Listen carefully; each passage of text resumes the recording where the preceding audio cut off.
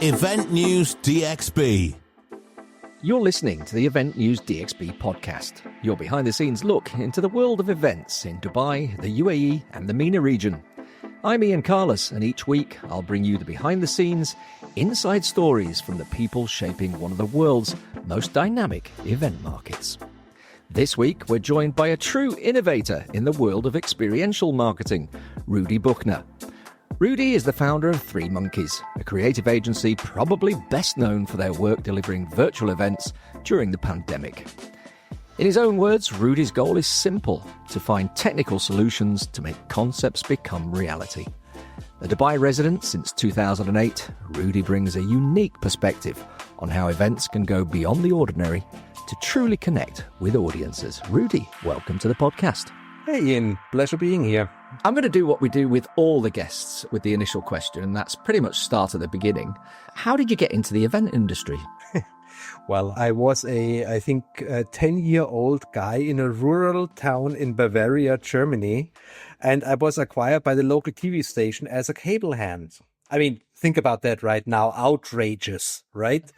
But I had a lot of fun there. I enjoyed it, and I enjoyed basically this show, which was The Pope in my hometown. Oh, wow.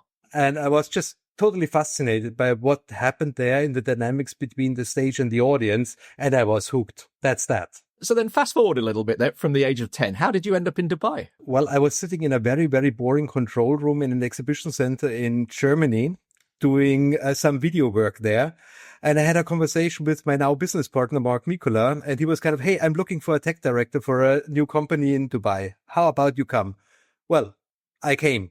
Worked there for some time, and then the two of us founded Three Monkeys, and well, that's by now also quite a long time ago. So Three Monkeys since 2008. Forgive me, but if people weren't aware of you before COVID hit, then for sure by the time we were a few months into COVID, I think you'd have to be hiding under a rock, or certainly in the event industry, not to have heard of Three Monkeys. How surreptitious... And I hate to say this because it's probably, not that you'd wish that scenario ever again in our entire lifetime, but how surreptitious was that confluence of events that COVID happened and you had Three Monkeys there almost ready and waiting? Well, at the end, it was kind of a lucky coincidence for us on one side, because we didn't play a lot to knowledge that we had in the company from where we were coming from. All of this broadcast, TV, early streaming stuff that we did like in the 2000s was never really called upon in this market. So we didn't do a lot of that stuff, but we had the knowledge. So COVID hit and we started to do POCs between our living rooms in the lockdown to find out how are we doing that nowadays? How can we make that a corporate product? And so we kicked it off and we started communicating it at some point, and there was obviously a need for it in the market. So Three Monkeys became a name for virtual events. But on the other end, Three Monkeys was in the market by far longer as someone who produces activations, interactives, exhibitions, shows, etc., etc. Right. But at that point, we were just really at the point of what people needed. So was that, and I hate to say this word again, but so for you, was that a pivot? Oh gosh, it was a pivot in multiple regards at the end. Because first of all, okay, completely new line of business, not seen. Okay, nice. That was the first pivot. How do we get that to work? How do we make that stable? How do we make that as flexible as possible to cater for the specific Middle East touch of the market? Where's the wow? Where's the never seen before? Where's the extra? Where's the special thing about it? So that was an interesting part. The other interesting part kicked in once we've been doing it for some time, and it was very successful because we were sitting there and like, oh, we are doing back-to-back events now, really, in a kind of close one, start the next rehearsal, which we usually don't have. And a company our size would not be ready to do in an in-person environment. So it went into, okay, how do we make our work more efficient without losing our creative edge? The reason why people were coming to us all along. So it was about finding out a lot about workflows, about work processes, about optimization, looking how does broadcast really do it? How do they, with the small crews that are in newsrooms right now, manage to get 24-hour program out? Adopting methodologies and technologies that are coming from other industries, also ideas from other industries to enable us to do the quantity of work that we did. How difficult of a sell was it? Was the whole idea of virtual events during that time? I mean, clearly, for some clients, I imagine it was a no-brainer and it was something that they eagerly wanted to do. But equally, I imagine that there was perhaps a little reluctance on the part of others who may have been far used to doing in-person events. Well, it started off with a client telling us, you need to do monkey magic for virtual events. It's too boring. Okay. So that was kind of one of the real kickoff points. Yeah. If I look back at, I was doing up to 5 sales calls a day, explaining our methodology of producing virtual events. Yes, there was reluctancy because people had to understand that a virtual event workflow is not the same as an in-person workflow. It goes with, we all heard it enough. Yeah. How does the remote caller come in? How is the remote caller, the remote speaker presented in the best possible way? How do we create engagement? How do we create the wow factors that any client wants? How is that differentiating from out of the box solutions, for example, that were on the market very fast from people like Zoom or Microsoft Teams?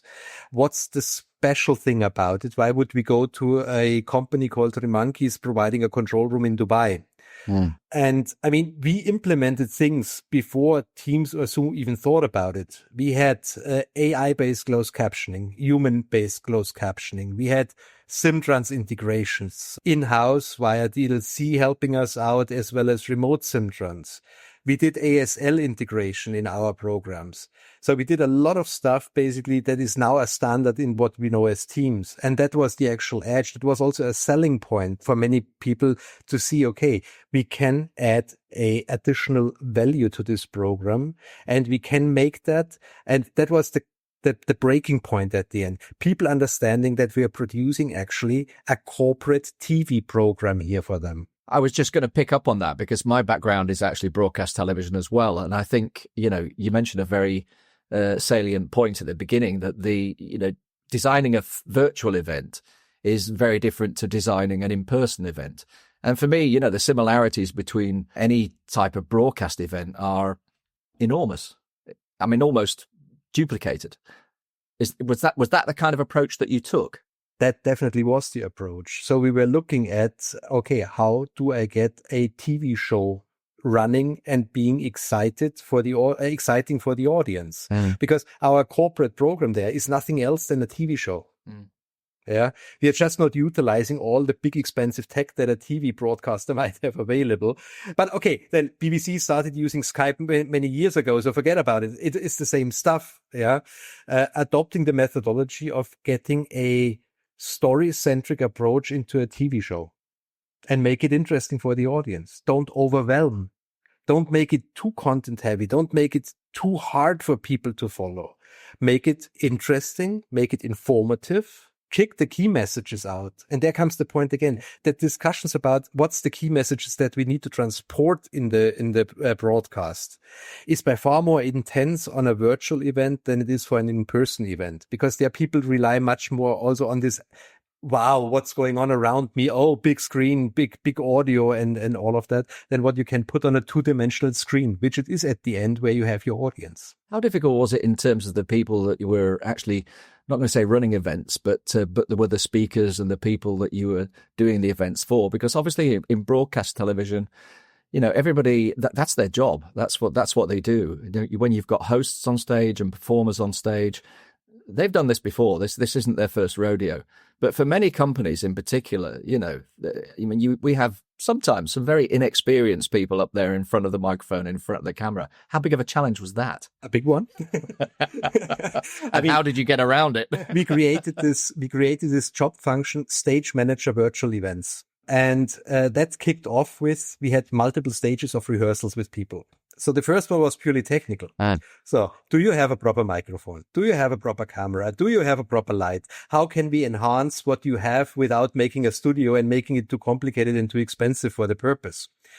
Then in the same rehearsal, okay, how's the framing? Are you having a proper framing against your background? Are you halfway having a decent level of your head? Are you visible? Is something shadowing in? How are you behaving? Yeah, do we see your hands? We want to see your hands. We want to have expression from you. So a little bit of acting advice, maybe. At that point, you already filter out people that are just kind of, no, I cannot do that. I don't want to do that. Okay, good. I mean, it's your show. It's your corporate messaging that you're doing. And then in an offline rehearsal that was most of the time run by the corporations or the agencies that took care of them themselves was kind of okay, how do we get your presentation to the point? This broadcast format is less forgiving than a big impressive stage when it comes to boring PowerPoint.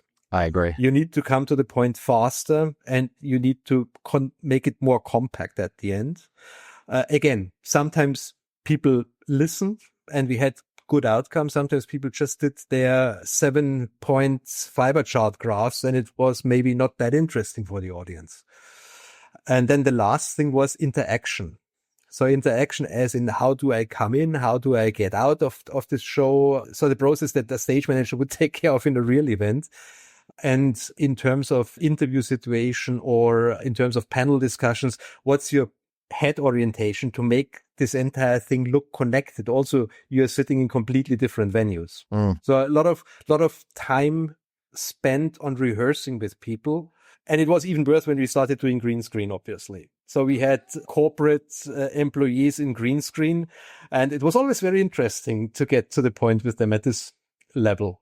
I can imagine. Green screens are not an easy medium to work in at the best of times, but when you've got a lot of inexperienced people in front of it, that can be fun. Yes, it was, definitely. Now, you mentioned, obviously, you had all the sort of ingredients in place, and I know by the end of sort of as COVID was coming to an end, I think you'd mentioned that you had 2 facilities, one in Dubai and one in California. How did you manage scaling during that period? Actually, let me ask 2 questions. That period of super busyness, for want of a better word, that you had, how long was that? And how did you manage scaling the business during that time? There was one aspect. With one control room, you can cater only for that much. So we had in the warehouse in Dubai, we had a total of 4 control rooms. So we could produce 4 shows at the same time. Wow. Or link all of that stuff together and become a broadcast unit that could handle 144 remote callers at a time. Wow. Could handle, obviously, 4 completely different program outputs as well. So different program flavors. One might go on an audience on LinkedIn. The other one is a paid content, stuff like that. We had huge staff efforts that we had to undertake. So calling all the friends in the AV companies, most of them were luckily not too busy. So, hey, I need another audio engineer. Hey, you're a video guy. Can you come over and we teach you something and you might run that for us? So we basically acquired people from the industry and had them working in our control room. Staffing agencies, some of them hearing me now will be like, oh gosh, yes, I remember Rudi calling for more stage managers for his virtual stage managing. It was maniac. So we didn't increase our core staff. We basically hired from the market at that point. Which must have been very welcome at that time as well. Exactly. It was not difficult to get people at the end. Yeah. So it was kind of call them and do a quick test, check whether they understand the mix minus or whether they understand how a good picture looks like, and give them the flow and make them understand how this virtual event product from our perspective needs to work to make it professional.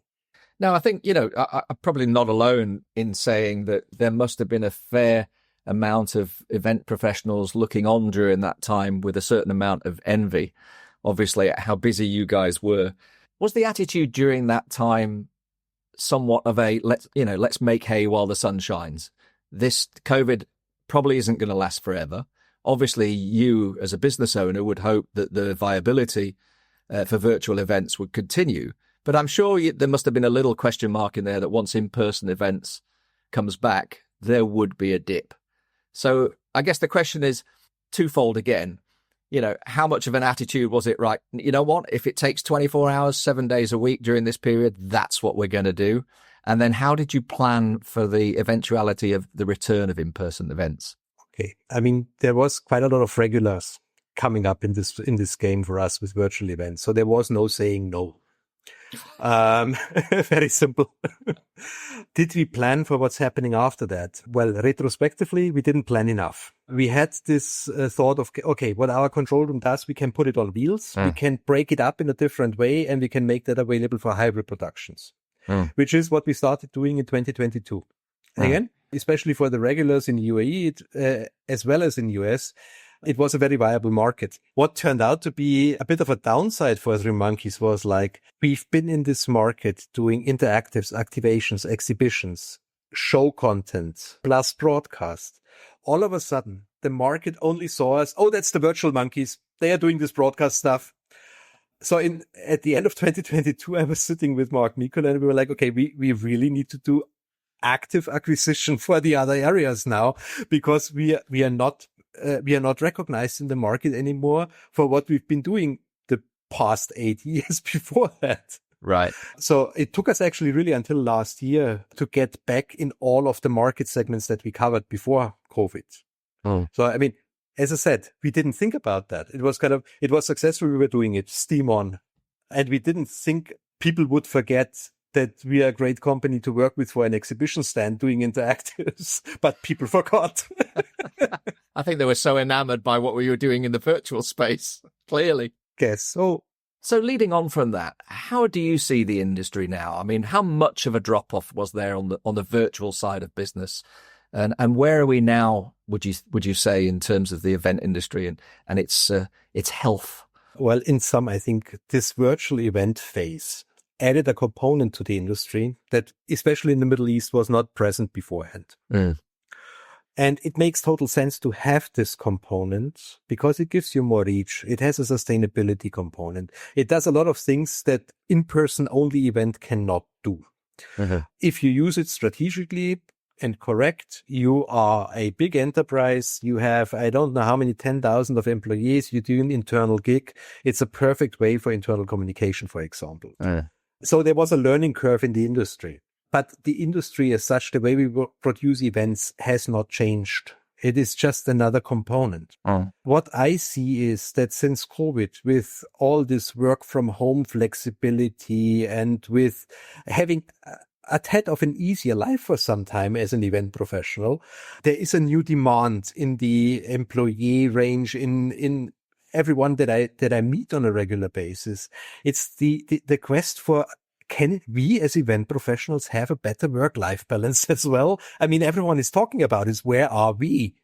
It looks like the events industry doesn't give us the chance to have that. And that is a field where we actually come back to what we did with these virtual events as well, because we had to so massively work on our efficiency, on the way we do things in that period, which was for sure not good for work-life balance at all. But we had to work on these methodologies, on this thinking to make things happen. And I took that for the past few years and was thinking about, okay, what is it that makes work-life balance in the events industry so difficult? You cannot blame your boss. You cannot blame your client for that. It's an overall construct that you need to look at. So we did a lot of interviews with people from really different areas in the events industry, from a talent manager to someone who is a techie, to someone who is taking care of catering. So basically individuals in the event industry taking care and specializing in different things, kind of collecting what is it that they are stressed out about? What is it that they are lacking to have a better work-life balance in this entire game, possibly? And there was, okay, in the first place, that was a nice repository and a framework of, okay, what would be needed to make it better? But if you try to fulfill that, it doesn't lead you anywhere because it's too individual at some point. So we started asking this typical enterprise question: how do you get efficiency via technology? In layman terms, a piece of software that makes my life easier in the process of event ideation, planning, production. And the result that we got from that little survey was that 83% are using generic software.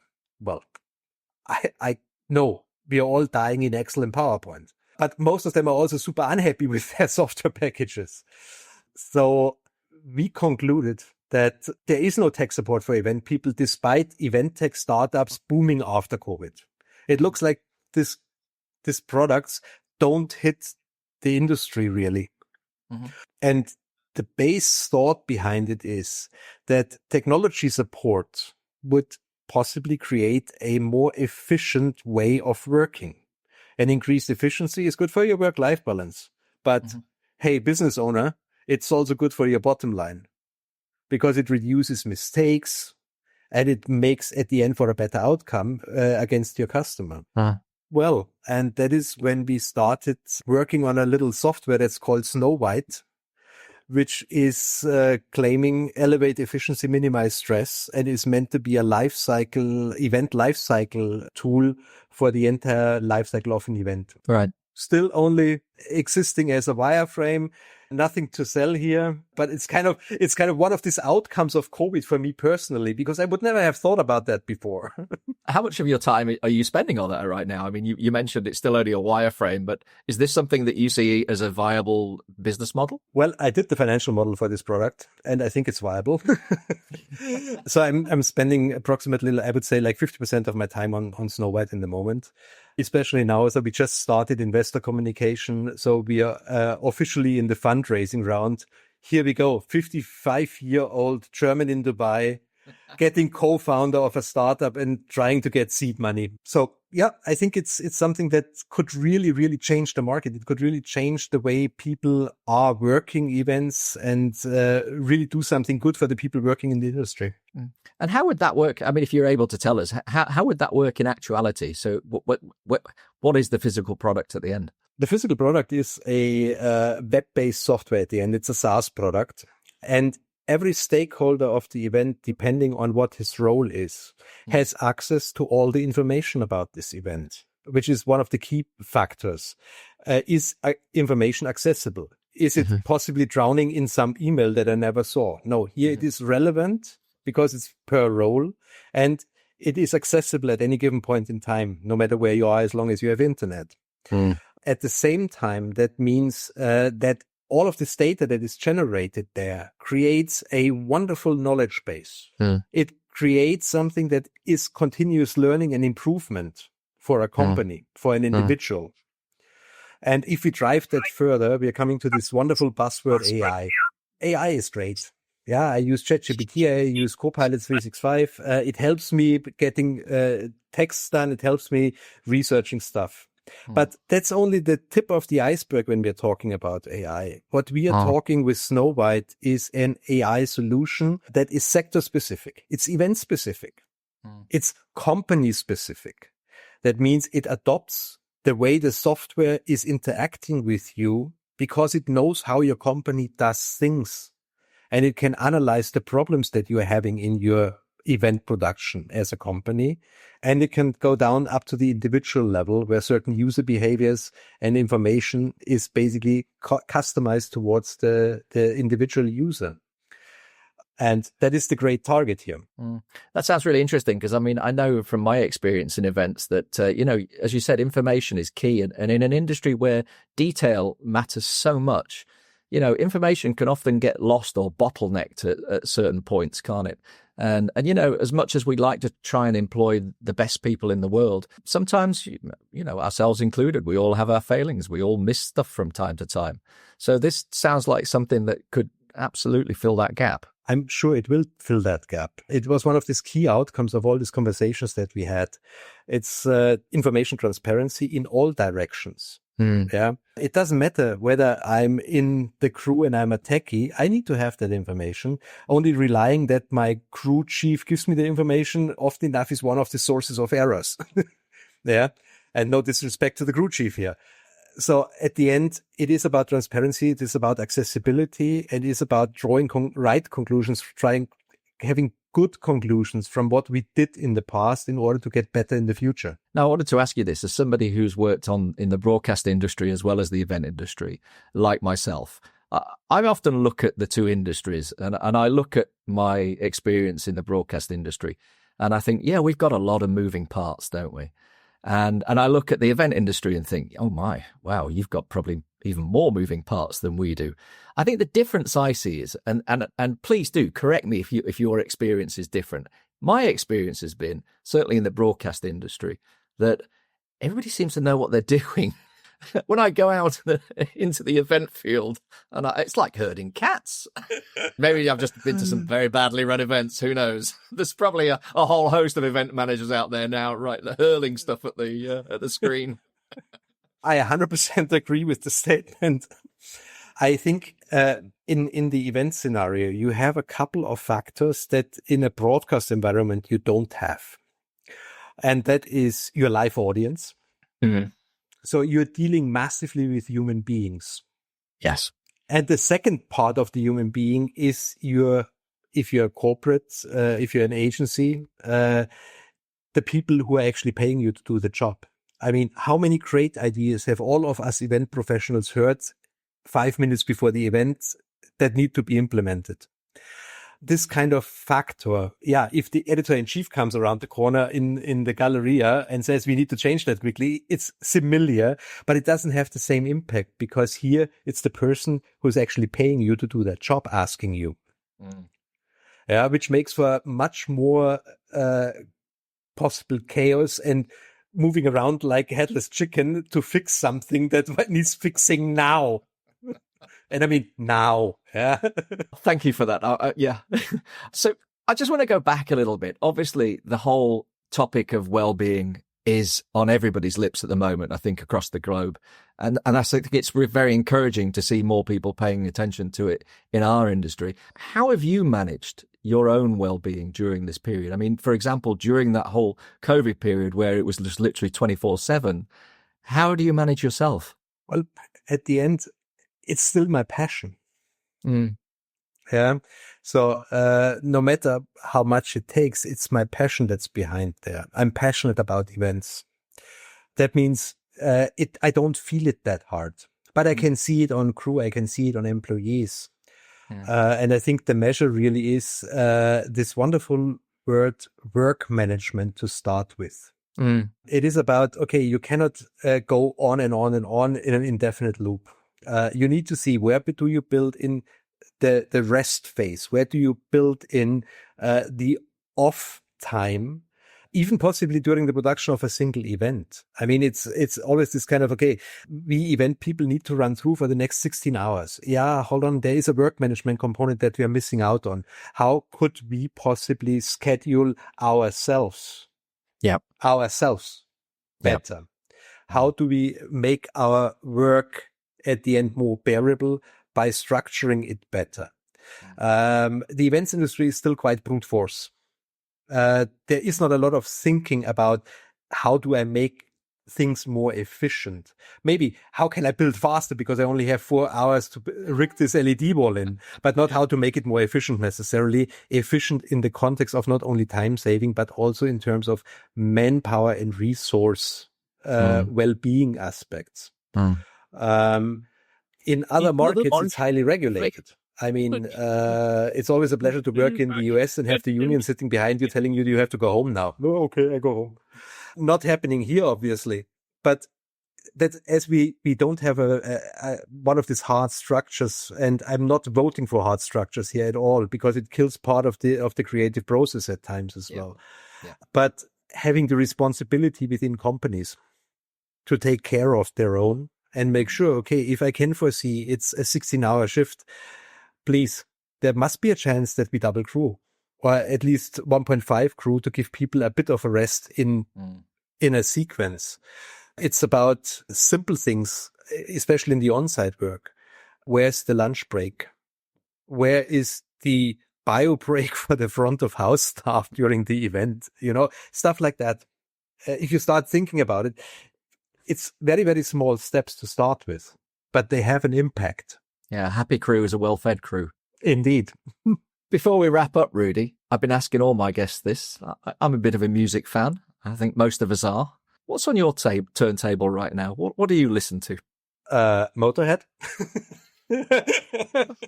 Okay. Definitely my all-time favorite. No question about it. And it stays in this music genre with groups like Fuzz-Tones, so indie rock, psychedelic rock stuff as well. Fantastic. Yeah, I always say you can tell a lot about a person by the music they listen to. And no judgment there whatsoever. Everybody listens to entirely what they want to. Just to finish. Give me the judgment now. Oh no, I like a bit of Motorhead myself. All right. Just to wrap up, What are you looking forward to over the next few years then for both yourself and Three Monkeys? I think one of the most important things for me is to see that we are getting, for Three Monkeys as a business, this differentiation between the different fields that we are working in back. It's also a well-being factor. If you always do virtual events, it's tiring. Yeah. If we start building new gadgets for an exhibition, it's engaging. Yeah. So getting that back to where we've been before COVID to 100%, we are on the way, which is great. Keep on doing work around the globe, which was always what Three Monkeys was doing, and getting that back to a high extent as well, because COVID took a little bit of a dive there as well. Developing new talent, especially developing new Emirati talent in the design space, is something that we are very eager to do. We have a cooperation with the university, and I want to see more good people coming out of that. We had fantastic people coming in, so I hope that that really goes ahead. And for the overall events sector, I would hope that we find a better way of dealing with our sustainability problem. The efforts are there. These papers that we hand in at times, they are not worth the things that we are writing on in many regards. I would hope that we take that topic more serious and that we also get the support from our clients to work more sustainable, which might mean that some materials cost a tad more than the cheap non-sustainable materials. You know what? I couldn't agree more. Rudi, it's been fantastic having you on the Event News DXB podcast. Thank you for joining me. Well, thank you for that. I really enjoyed it. Event News DXB was presented by myself, Ian Carlos. The studio engineer and editor was Roy DeMonte. The executive producer was myself and Joe Morrison. And this podcast is a co-production between Warehouse 4 and W4 Podcast Studio, Dubai. And if you haven't done so already, please do click that follow or subscribe button. See you next time. Event News DXB.